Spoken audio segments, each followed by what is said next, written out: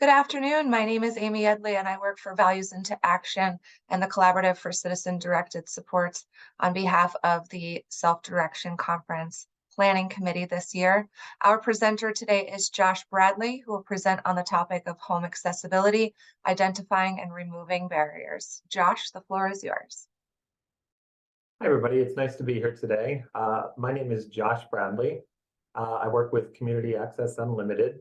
I've been with Community Access for about 14 years now. I have a variety of experience in my time here.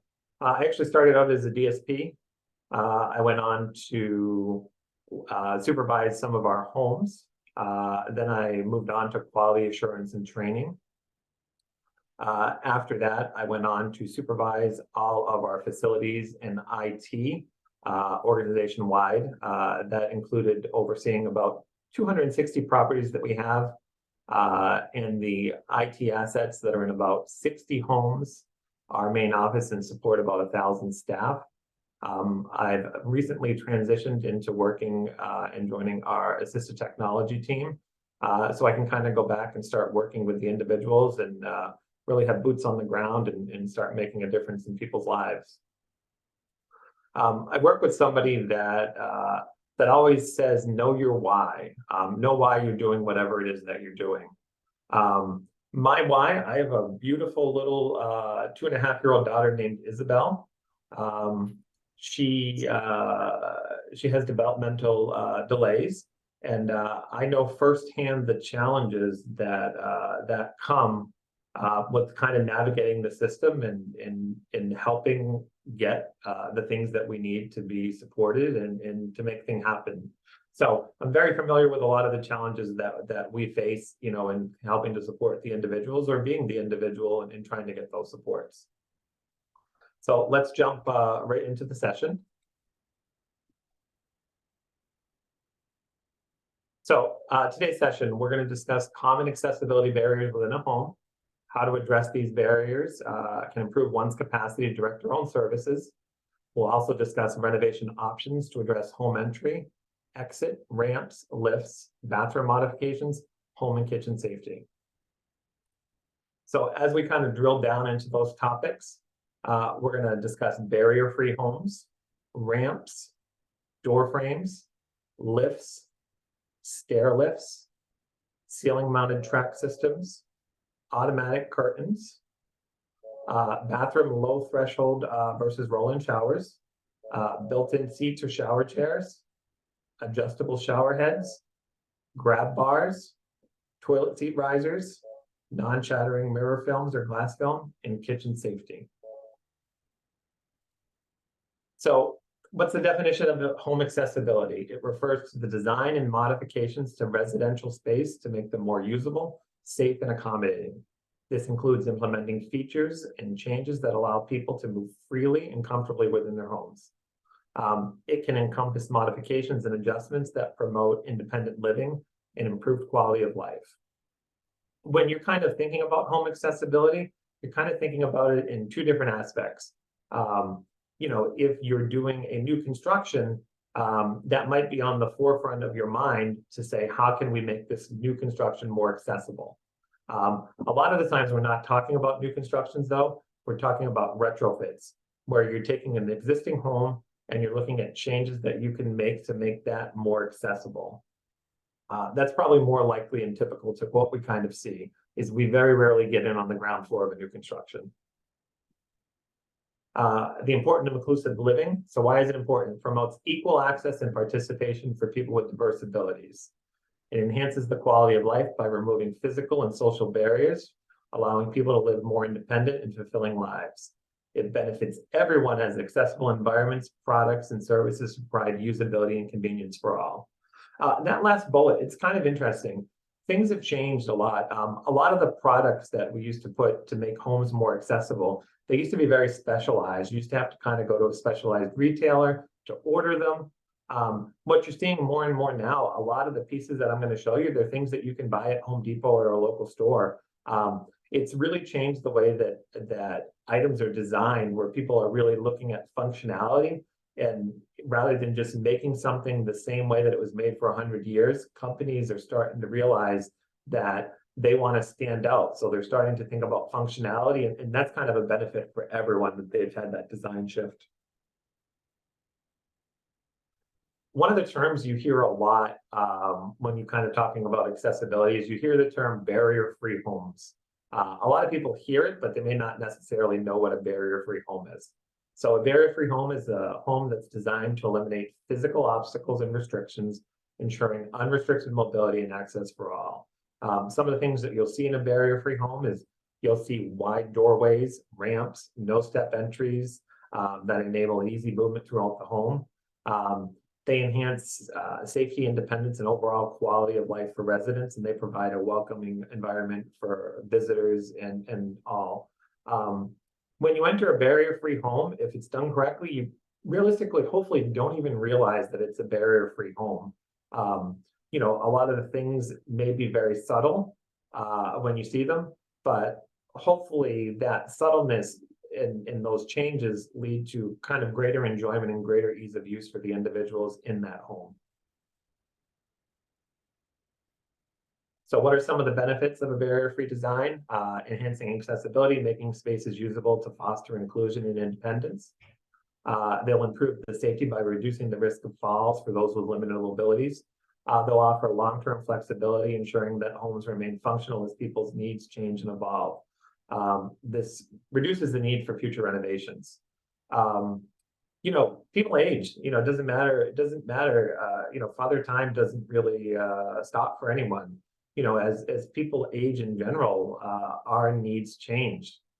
You know, a lot of the times the reason why people leave homes is because they're no longer accessible. They may have problems with a bathroom, they may have stairs that they have to go up and down. You know, so when you really start kind of looking at this barrier-free design and just, you know, thinking about creating a home, you know, a lot of people use the term forever home a lot, and they look for their forever home. And one of the easiest ways to kind of get a forever home is to think about some of these concepts early on when you're looking for it or you're doing those renovations. You know, you may not need, you know, a low entry shower now, but, you know, that may change 5, 10, 15, 25 years down the future. You know, and, you know, it's obviously less costly to do things when you're in the design stage than it is to make a modification, you know, 10, 15, 20 years from now. So just kind of things to think about. So one of the main ideas is you want to remove obstacles for mobility. You want to kind of look at areas that may face challenges and what can we do to kind of address those. So you want to look at stairs, narrow doorways. You know, right now the typical doorway is about 32 inches.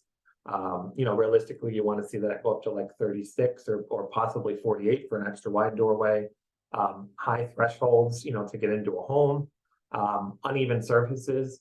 This may be more likely on the exterior of a house, walkways and such like that.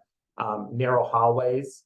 You know, if somebody's using a mobility aid, they may be able to fit into a hallway, but are they able to turn around in that hallway?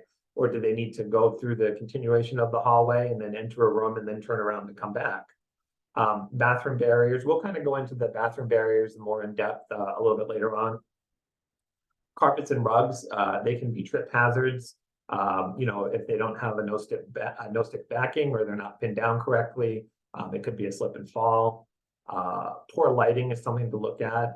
You know, somebody may not notice that there's a tripping hazard just because the lighting is not great. You know, it's good to think about cabinets and countertop height, door hardware.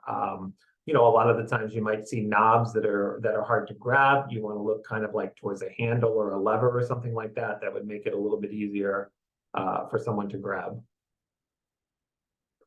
I talked about this a little bit. I briefly touched on this. Universal design concepts. This is kind of a new thought. It aims to create environments, products, and systems that are usable and welcoming to all people without the need for adaptation or specialized design. It emphasizes flexibility, simplicity, and inclusivity, making products and spaces more inclusive for all. It promotes accessibility and accommodating world for all. More and more companies are starting to kind of use this universal design concept to stand out. You know, and this is benefiting everyone.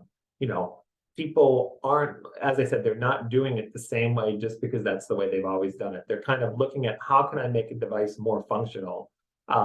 One of the things that I really kind of think about when you think about universal design is just like an iPhone or like a tablet, something that may have been really foreign to us 10, 15, 20 years ago.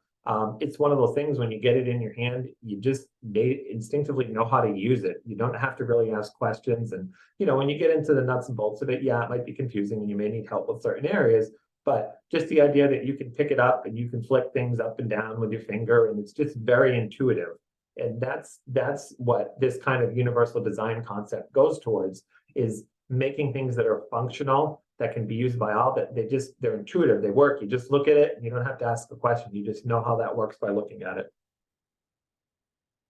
So when we start getting into homes and everything, the first thing that I kind of like to do is I kind of like to think that, from the outside looking in, right? For me to enjoy my home, I need to be able to enter my home. I need to be able to get inside of the home. So in order to do that, we're going to talk about ramps, accessible doors, and frames. So ramps provide an alternative to stairs, making spaces more accessible and improving the safety and independence for those with mobility concerns. Widened door frames allow those with mobility aids to move freely throughout the home. It also reduces damage to the home and mobility device. Here at CAU, all of the new homes that we construct, they have kind of the barrier-free design with the widened door frames and the wide hallways and such. And we really take that into mind. Some of our older homes don't necessarily have those wider door frames. It's one of the most common probably things that we see in those older homes is that we're always doing repairs to the door frames and the walls in the hallway. Why? Because, it just, at the time, nobody really thought about it. And, by widening those door frames, you can really limit the amount of costly repairs that you're doing. Just again and again for that sort of routine damage that just happens when somebody using a mobility device, either scrapes the side of a door frame or a wall, or actually puts a hole in the door, or puts a hole in the wall. So definitely something to consider is getting those wider doors. I'm going to go ahead and I'll show you a couple different types of ramps. You can have a permanent ramp or you can have a portable ramp. Over here, we kind of have a picture of a more permanent ramp. This is a wooden ramp. It's very natural looking. It's actually a really good example of kind of how you can do something that's kind of non-intrusive. It has a nice natural look. It goes right up there, and it's kind of a nice thing. Typically for a permanent ramp, it's going to be much more durably constructed. You want it to be able to withstand those elements, right? And you want it to be able to withstand that kind of heavy use. Typically for something like this, though, you would need to have this professionally installed. This isn't something that you're kind of DIY yourself. You're going to have probably knowledge, or at least get a permit in local building codes to make sure that everything is done correctly. The worst thing that can happen is for you to kind of have a weekend job where you're installing a ramp or something like that, and then all of a sudden the city comes out and lets you know that it wasn't done towards code, or you didn't get the appropriate permits, and then you have to tear it down or make modifications after the fact. So if you're kind of going to look at these permanent structures, you want to make sure that you're kind of going to the municipalities or your local code enforcement just to make sure that you have the proper permitting and everything is done to local codes. Below that, we have a picture of a portable ramp. Typically, these are kind of lightweight and foldable or modular. They're easy to set up. You may be able to use for temporary or occasional use. And this is a really good example. This is not foldable, but it's relatively lightweight for its size and its function. It may or may not have wheels on the back side of it, so that when you kind of pick it up and put it on an angle, you can kind of move it around rather easily. You certainly would not want to leave a ramp like this outside. It is not going to withstand repeated exposure to elements very well. You can see some rusting and things like that, and you're definitely probably going to affect the long-term life and usability of a ramp like this if you were to leave it outside permanently. So those are just a few considerations when we kind of talk about ramps. The next thing you want to really look at is like the slope and material selection when you're choosing a ramp. The slope needs to be appropriate to maintain the safety of those using the ramp. This may require the ramp to cover a large area. depending on the height that you're doing, the slope of the ramp should be no more than 1 inch for every 12 to 20 inches, 1 inch of rise for every 12 to 20 inches of run. So if you're looking at getting into a door that's relatively high, you may have quite a long ramp or need to take up quite a lot of real estate with that ramp. That's definitely why you kind of want to get in touch with your local code enforcement and such, just to make sure that things are being built and constructed to meet those requirements. When it comes to materials, wood is a very cost-effective material when it comes to building. One of the problems with wood, though, is it's going to require quite a bit of routine maintenance to make sure that it lasts. You want to make sure that it's painted, it's sealed, it's treated, so it really withstands those elements. You can have an aluminum ramp. They're durable, they're low maintenance, but just by nature of the aluminum and kind of the fluctuations of cost, it could be, a little bit more expensive than doing a wood ramp. Concrete is a good choice. One of the problems, one of the benefits of concrete also is one of the downfalls is that it's permanent. You put a concrete ramp in, it's going to be there for a very long time. It's going to be very stable. That is not going to be something that you're going to do on your own, though. You're going to require professional installation, and it is going to have a relatively high cost. But as I said, it's going to last for a very long time, and maintenance-wise, it's going to be very low maintenance compared to wood. The next is kind of a composite or a steel material. That's going to be a nice sweet spot where it's going to provide a nice balance between durability and cost and maintenance. But those are all kind of things that, if you find a contractor that works with woods, you can kind of talk with them, and you can figure out what kind of the best material for each individual case would be. When we look at widening door frames for easy access, one of the real reasons why is we want people to be able to get into their homes, right? We want to make it easy. You get up the ramp, you get to the top, and now we've kind of got to navigate that door. Like I said, typically you're going to find 32 to 36 inches, but you may go up to 48 for the width of the door. Why do we want to do it? We want to allow for easy passage. We want to promote independence. We want safety, comfort, and inclusivity. For somebody to really feel like a home is a home, you don't want them to have challenges entering the door every single time that they have to arrive at home. It really doesn't feel like much of a home if it's a challenge just to get inside. So once we get inside the home, the next thing I want to talk about is lifts or stair lifts. A lift or stair lift, it's going to allow somebody to access different levels of the home and enhance the overall accessibility. A lot of them are equipped with safety features like a seatbelt or sensors and emergency stop buttons to ensure well-being of users or prevent accidents. These can really promote independence by allowing people to move freely without assistance and improves autonomy. When you have somebody that's had a fall on stairs, a lot of the times that's going to make them very hesitant to use those stairs independently or when somebody's not around. They're just going to be afraid that they're going to have another fall. So this stair lift that I have right here, a lot of you guys have probably seen one very similar to this before.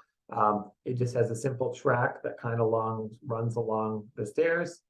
It has a seat that attaches to that track.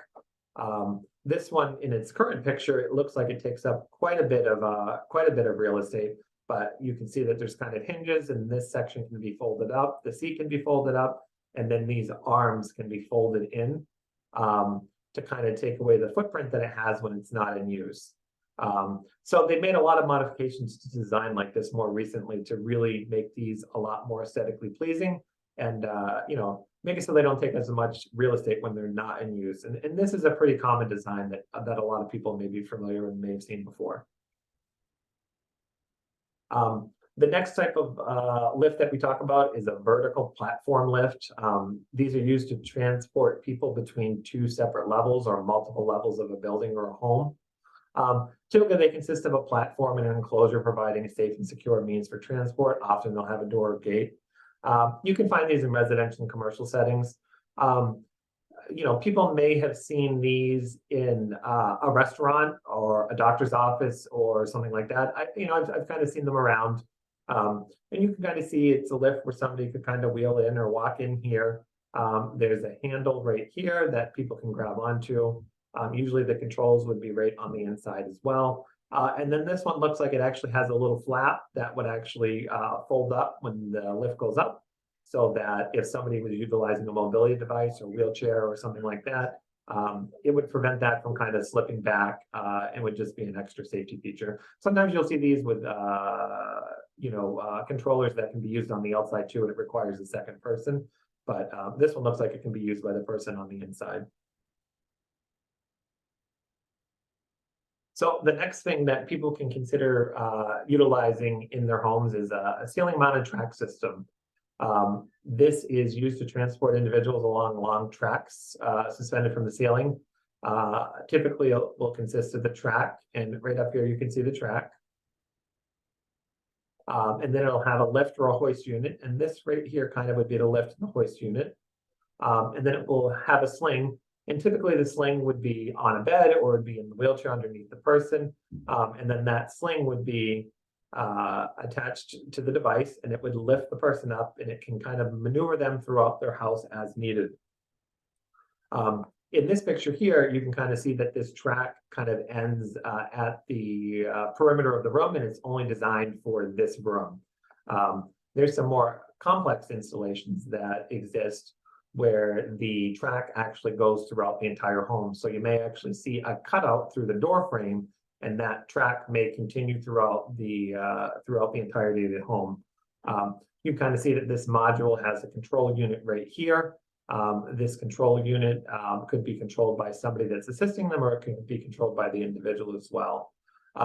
So this is it's a complex system that probably requires a lot of installation, but it really can enhance the independence and assist with some of the needs of individuals, and it can be quite useful. Next, we have motorized and automated curtains. These are window treatments equipped with an electronic motor allowing them to open or close with the push of a button or a program schedule. They can be controlled via integrated app or home automation, providing easy access to lighting and privacy. This is probably one of the areas where we've seen a lot of advancement in the last five years or so. In home automation in general, people are looking for ways to automate everything. It really doesn't matter what it is.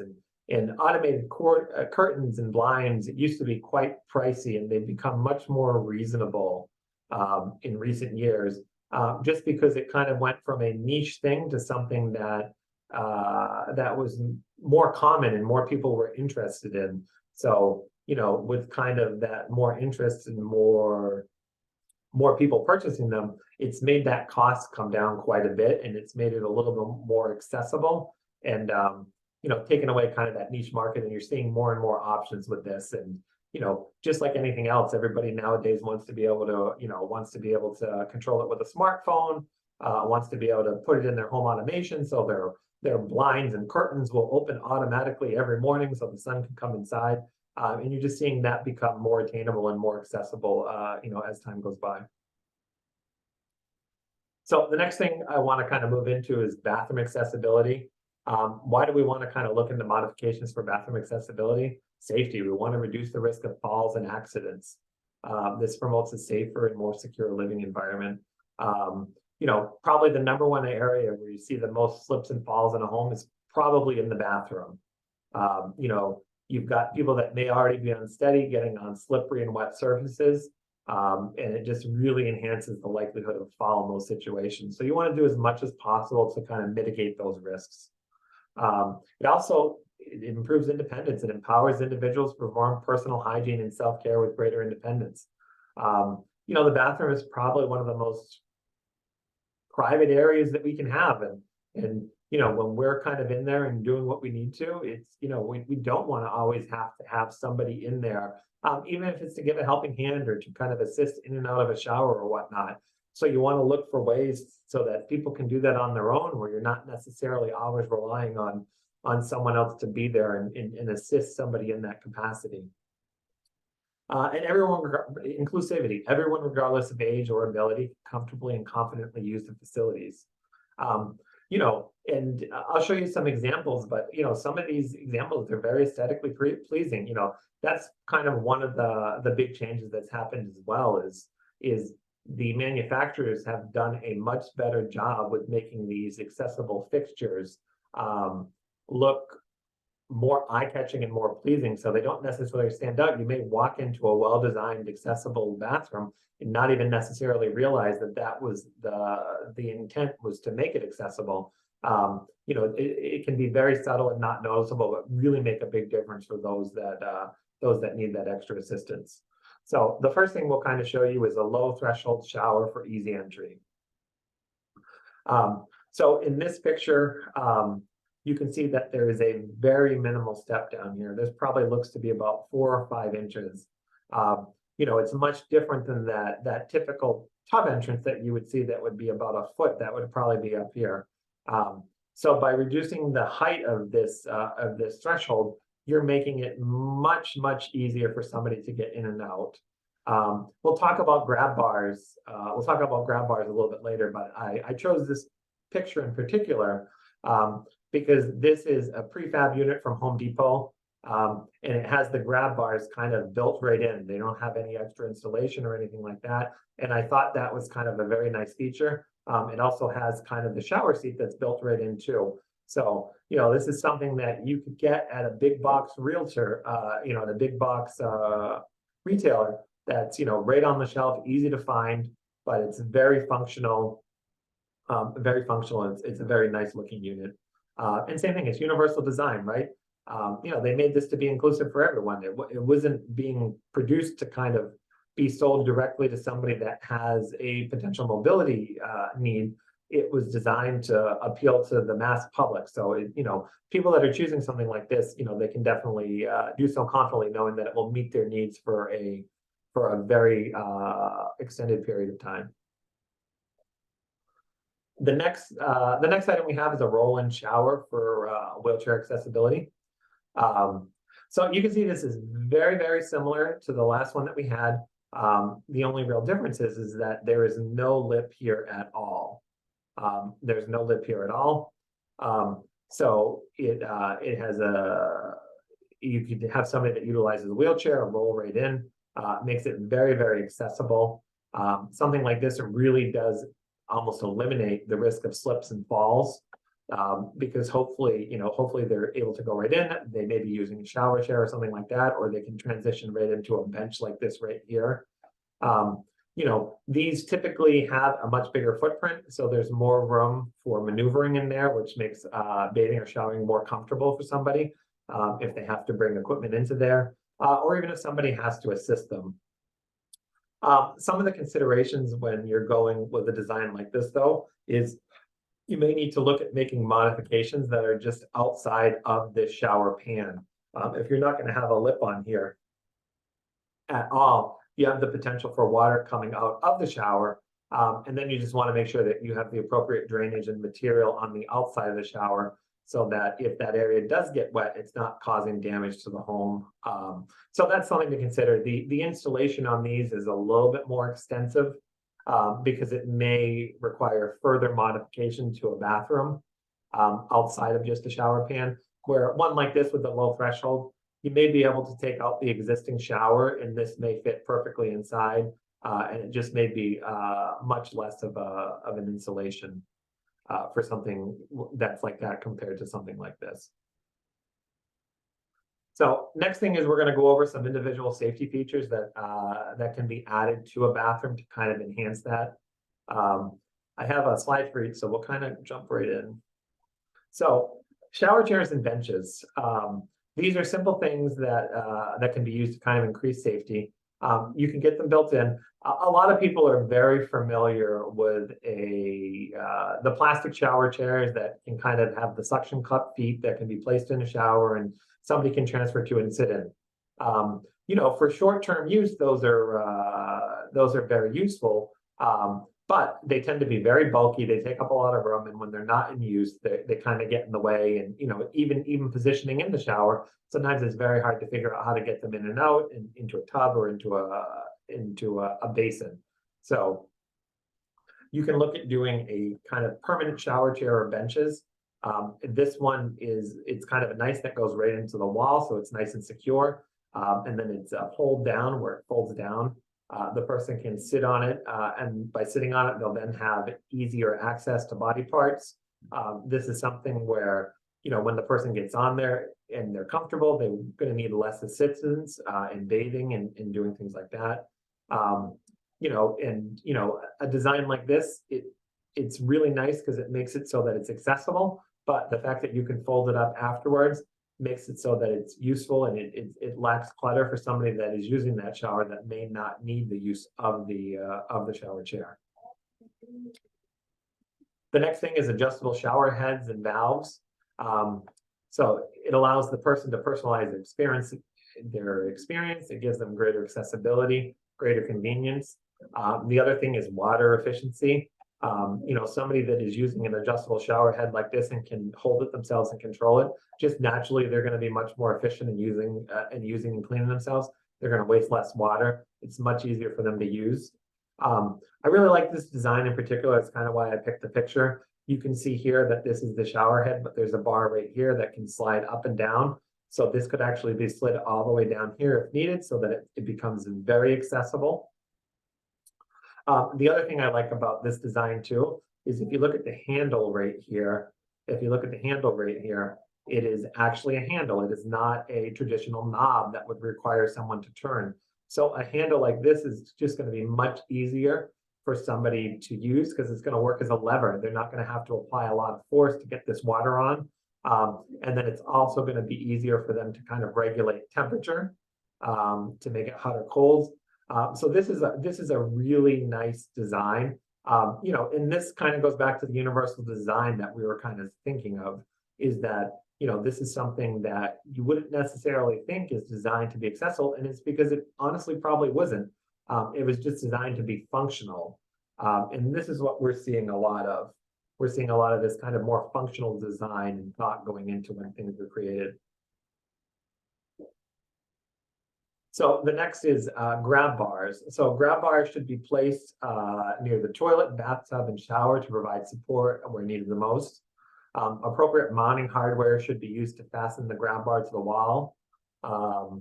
You can use wall anchors or installation kits. These are designed for weight bearing. So these need to be installed in such a way so that when the individual puts the full brunt of their weight on that grab bar, you want that grab bar to stay firm and to not move. You know, the design of these is to prevent slips and falls. We don't want the installation or the incorrect installation of one of these grab bars to be what actually causes the slip or the fall. I chose this picture because it's a really nice example of kind of the location and placement of grab bars. You can kind of see one right here on the side, and this is really designed to help the person get in and out of the shower. It's going to give them kind of a nice stable point to kind of get up over this lip. And this is more of the traditional, you know, threshold that you would see on a tub. And then over here, you see the grab bar right here. You know, and that's going to be designed to help the person while they're actually in the shower, and to kind of give them support, just to kind of turn and spin if they need. Even when they're sitting on this seat here, they can use that too to help them kind of lower themselves and raise as well. And then on the toilet here, you can actually see that there has been some grab bars installed to the toilet that will really assist somebody with when they're sitting down or standing up. So this is probably more a traditional bathroom that you would see, but as you can see, these are changes that could be made to a pre-existing bathroom to improve the accessibility to it without really undertaking an extensive renovation process. So the next thing I'd like to talk to you guys about is toilet seat risers for comfort and safety. These add height to the toilet seat, so they make it easier to sit down and stand up. It's going to increase the independence of somebody by hopefully not requiring any assistance or as much assistance to access that toilet. They're really designed to fit most standard toilets and don't require professional installation. This one right here will just kind of sit right on the toilet. You know, you can keep the existing seat and pull it up.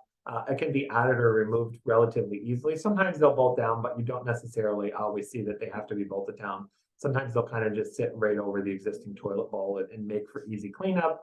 And then, adding it, and it doesn't necessarily always have to stay there.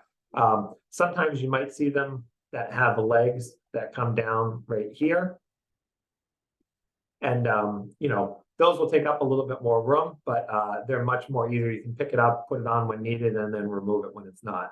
But storage does become a consideration because when not in use, these do take up quite a bit of room. Next thing I'd like to talk to you guys about is non-shattering mirror films. This is a film that can be applied to a mirror and improve the safety in that area because it prevents the mirror from shattering into sharp pieces. It's cost effective. The cost of the mirror film is much, much cheaper than it is to replace an entire mirror. So by installing this film, you can really reduce the need to replace mirrors when you have somebody that may be breaking mirrors on a pretty routine basis. It's very practical, cost effective. It's versatile too.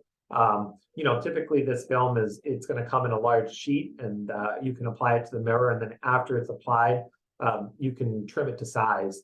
So you're not going to have to look for a specific size. It's just going to come in a large sheet. You roll it on there, get the bubbles out. And it really does add that extra layer of protection and that extra layer of safety for somebody that may have a history of shattering glass or mirrors. And this film can be used on if there was like a piece of glass or something on a piece of furniture or such. You wouldn't necessarily use it on a door, but something where there's glass that's got a backing behind it. So we'll jump into modifications for kitchen safety. The whole idea when we look at kitchen modifications for safety is to prevent accidents and reduce the risk of falls, burns, and other accidents. We want to increase the independence, enable the individual to participate in cooking and meal preparation, enhance quality of life, reduce the difficulty associated with daily kitchen tasks. When you talk about making a home feel like a home, a lot of people say food is what makes a home feel like a home. And, you don't want people to not enjoy being in the kitchen. You want to remove as many of those challenges and barriers as possible, so that people enjoy the act of meal preparation and don't look at it as an arduous chore or task that just needs to be done. So how can we do that? We can look at accessible countertops and cabinets. We can look at lowered countertops, pull-out drawers and shelves, accessible sinks, lever handles, adjustable shelvings, and pull-down shelves. So I have a nice kind of picture that I like here of kind of an accessible kitchen and kind of what it contains. So one of the big things I notice here is that in the work areas, so this is the stovetop here, and this is the sink, you'll notice that there's nothing underneath. And that's so that regardless of mobility device, somebody can access those areas. So that's nice. And then even on these drawers, you'll notice that rather than having a knob that may be hard to grip, they were designed with a nice big handle. They were designed with a nice big handle that can be used and pulled from multiple areas. You don't have to kind of be in a certain place to be able to open these. They can be pulled out. And then even over here, you see like a nice prep station that even has a little bit of a lower clearance than the countertop, making that much, much easier and accessible for somebody that may be in a wheelchair. Or may need to sit down when they're doing prep work, may not be able to stand for long periods. So, this is a very thoughtfully designed kitchen. And then it's also got, the higher cabinets because it's not necessarily wasting space, but it's, can be used by somebody else that may be using the home as well. So other things you can kind of look into is accessible stovetop, front mounted controls. This is a lot of us kind of grew up with a picture of a stove in our head. And, it's a stove that looks similar to this, but instead of having these knobs on the front, the knobs would be up here on the back of the stove. And this is kind of where the universal design, it just makes sense, right? Turning the stove on from here turning the stove on from here and not having to reach back for knobs or controls, or to control the oven back here. You don't have to kind of reach over when you're cooking. It just improves the safety for all. It's kind of a nice, thoughtful design, and it just kind of makes sense. And you're seeing that more and more with all the knobs and the controls on the front of the stove. The next thing is induction cooktops. These are specially designed cooktops that heat the pans directly and remain cool to the touch. When I was kind of looking through for examples of this one, I actually chose this one on purpose because I think this is a really cool example. You can tell just by looking at the kitchen that this kitchen was installed and designed a very long time ago. What I thought was unique about this is if you actually look right here where I'm kind of pointing to, you can see two buttons, and it looks like this was actually designed in mind so that this could actually have an adjustable height. It could be lowered or raised depending on who is using it. So, you know, looking at kind of the backsplash and the counters and the wood and everything, I'd say this was probably installed at least 30 years ago, if not more. So it's kind of neat to think that people were thinking about making accessible kitchens, you know, and this is not necessarily a new thing, and it's been happening for a very long time. So the next thing is microwave drawers. There's actually microwaves that have slide out drawers like you see right here, rather than kind of the traditional microwave that may be mounted over a stove or sitting on a countertop. You know, a microwave of this design is going to be much more accessible. It's going to be much easier to use. It's really going to enhance that ability for somebody to kind of use this device that may have otherwise been inaccessible or difficult to use. We have accessible ovens that are wall mounted or side swinging doors. Here's an example of an oven that has a side swinging door. So this door would open and go this way. It's going to allow for much easier use for somebody. It's not going to have to make them kind of pull that drawer down and then have to reach up and over. Much more safe and much easier to use.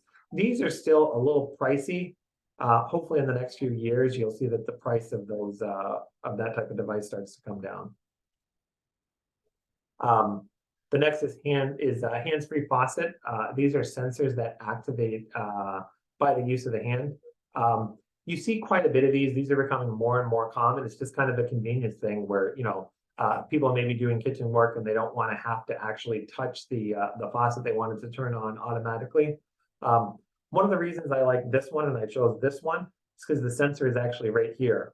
A lot of the times you may see the sensor up here, and that may be a little bit harder for somebody to access. So I like this one because it had the sensor at the bottom. You just wave your hands underneath and it will turn on. You don't have to necessarily reach up to the spout or the neck to get it to turn on. So these are becoming much more accessible, much more affordable, and you're seeing more and more options for those. The next thing is smart or voice activated appliance that can be used with an app or a voice command. You'd be hard pressed these days to find a small kitchen appliance that does not have a smart or app connected version. You know, I've seen toasters that can be used from a cell phone. Two just very basic ones that I found.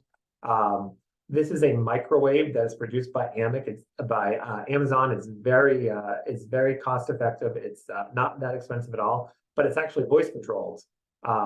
You can tell Alexa, if you have an Alexa, to set the microwave for 10 minutes. So you don't kind of have to touch these buttons or anything like that.